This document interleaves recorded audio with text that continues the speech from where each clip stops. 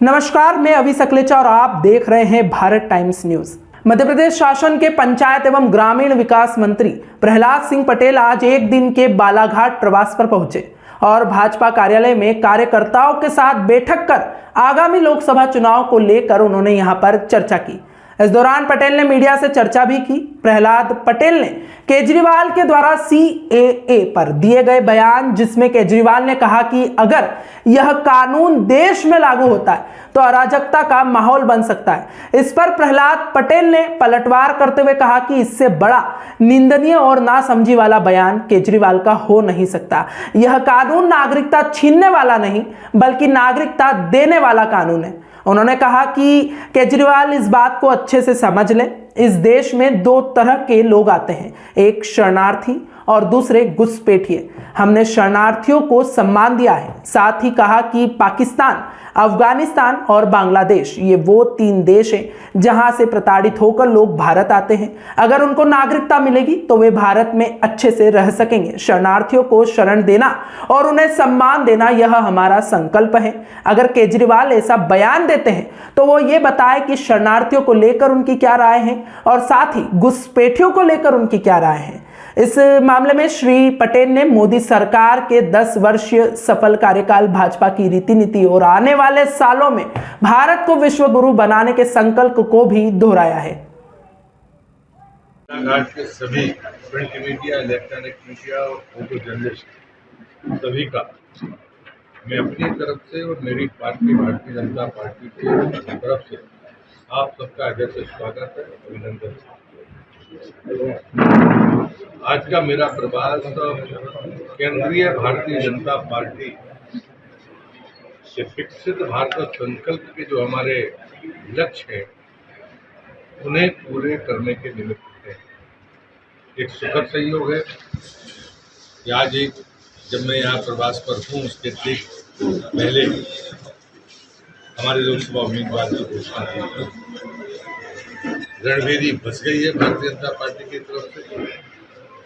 जैसा पार्टी का काम करने का तरीका है, हम सतत 5 वर्ष काम करते हैं और सतत काम करने का संकल्प भी लेते हैं। इस बार आदरणीय प्रधानमंत्री जी ने और राष्ट्रीय अध्यक्ष आदरणीय नड्डा जी ने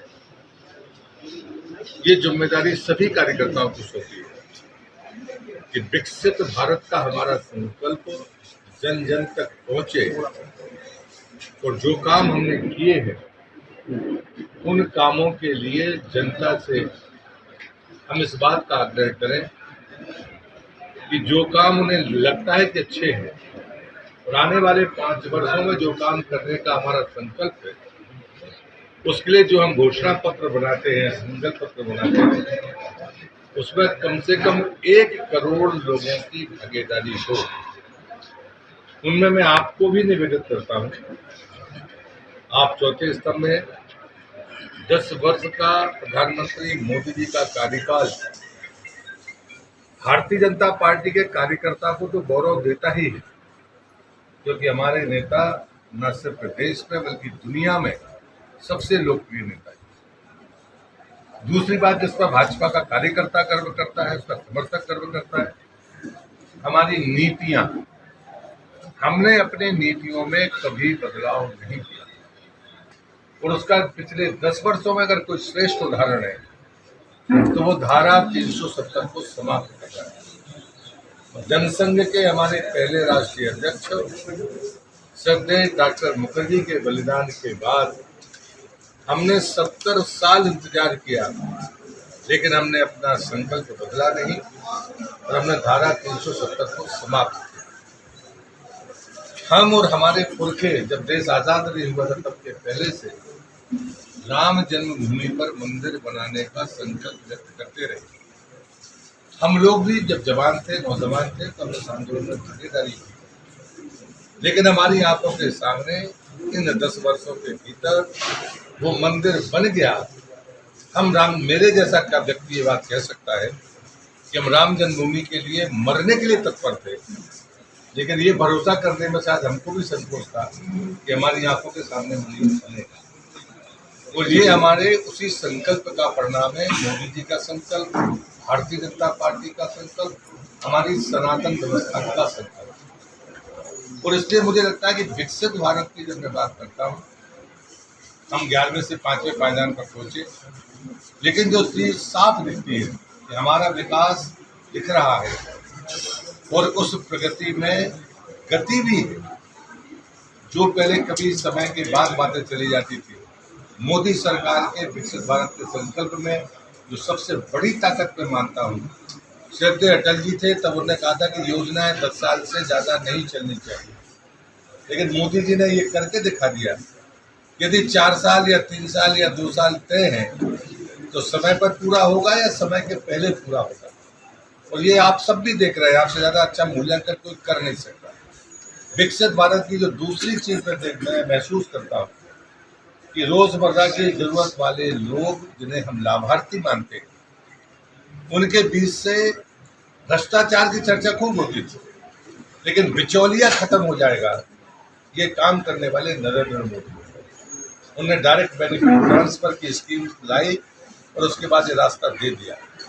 मैं अगर किसानों की बात करूं तो उन्होंने, हम यूरिया के लिए ट्रेनें पड़ते थे और देखते थे, लाठीचार्ज होते थे। उनने पहले नीम कोटेड यूरिया लेकर आए और इंडस्ट्री के में जाने वाले रास्ते बंद किए, और अब नैनो यूरिया देकर उनने किसान को वो रास्ता दिया जहाँ पर उसकी ज़रूरतें आसानी से पूरी हो सकती है। उत्पादन तो तब भी इतना ही था, लेकिन उसको जिस ढंग से किया, ये हमारी नीति और संकल्प का सशक्तिकरण है। मैं जब ये बात कहता हूँ कि जिन योजनाओं पर विकसित भारत की नींव खड़ी हुई है, हर समय आपके दरवाजे पर, प्रशासन के दरवाजे पर, नेताओं के दरवाजे पर आम आदमी जाता था बिना मांगे। अगर किसी को प्रधानमंत्री आवास मिला तो उसके सम्मान की रक्षा करने का काम इस सरकार और पार्टी ने किया। अगर उसे शौचालय मिला तो मैं भी महिलाओं के बीच में कैटेगरी में था, मैंने कहा कि हमारी हर योजना में, मोदी जी की हर योजना में महिला सशक्तिकरण और सम्मान स्थायी रूप से लिखा हुआ है। प्रधानमंत्री आवास हो, शौचालय हो, गैस कनेक्शन हो, जल जीवन मिशन का पानी हो, आप उसको आयुष्मान कार्ड दे दें, जितनी भी योजनाएं होंगी उन सबके पीछे महिला सशक्तिकरण है। इसलिए विकसित भारत का ये संकल्प, अगर मैं एक लाइन में कहता हूँ तो मोदी के विकास में विरासत के बगैर विकास नहीं, विरासत के साथ विकास, ये मोदी के विकास का संकल्प है। और दूसरा है कि प्रगति तो है, लेकिन गति के साथ है, समय सीमा के भीतर। तीसरी बात उन्होंने कही कि महिला सशक्तिकरण के बारे में, चाहे वो लोकसभा में 33% का आरक्षण हो या विधानसभा में, आपको इतनी सिख, बौद्ध, पारसी, जैन, ईसाई, अल्पसंख्यक वहाँ से वो मारकर भगाए गए। अगर उनको नागरिकता मिलेगी तो वो अपना जमीन ले पाएंगे, रजिस्ट्री करा पाएंगे, नौकरी कर पाएंगे, जिंदगी पाल पाएंगे भारतीय नागरिक के नाते। तो शरणार्थियों को शरण देना और उनको सम्मान देना, ये हमारा संकल्प है, हमारे वोटों का संकल्प है। इसे हमने पूरा किया है। अगर केजरीवाल कह रहे हैं तो उन्हें इसका जवाब देना चाहिए कि वो शरणार्थियों के बारे में क्या राय रखते हैं और घुसपैठियों के बारे में क्या राय रखते हैं। हमने शरणार्थियों के सम्मान का तो विकल्प था, पर्याप्त समय दिया है। कोरोना के समय ये बहस शुरू हुई थी, राज्यसभा और लोकसभा में वो समय था जब ये पारित हुआ है, तब कांग्रेस नहीं बोली, तब बाकी लोग, आपकी पार्टी के लोग नहीं बोले। और आज आप बेमतलब की बातें कर रहे हो। पर्याप्त समय जनता को सोचने समझने का दिया है, पर सीए लागू करना पार्टी का संकल्प था। मैं प्रधानमंत्री जी का और गृह मंत्री जी का हृदय से अभिनंदन करता हूँ।